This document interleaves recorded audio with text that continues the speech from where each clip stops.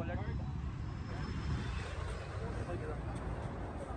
ko bakit sinano nila to. Ito ang sinuturo ni Sir Jobber. Itong bollard na to palatandaan, hindi dapat sila dito nakapark dito po sa side na to. Ito lang po ang pinapayagan itong nakatutok na camera. One side lang. One lane. Dapat wala nang lalagpas. Ayun, wala nang lalagpas sa bollard. Aware naman kayo. Aware sila, alam nila yan. Siguro baka pwede pagsabihan ni mga nagkalo, mga parada dito. Na-implement natin kasi kaya tayo may bollard, ibig sabihin may watering. Diba? Ang nandun lang pa yung boundary natin.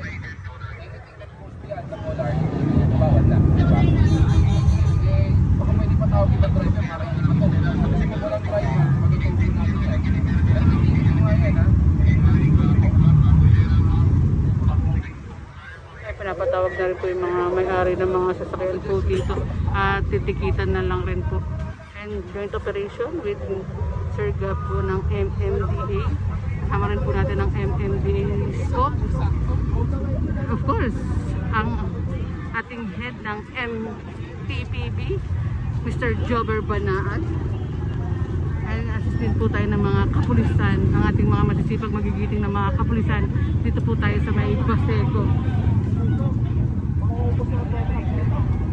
Ang daming dalan tow truck kanina, pero ang dami rin mga naka-obstruct na mga sasakyan. Ayan na bollard, hanggang dun lang sa may bollard ang palatandaan.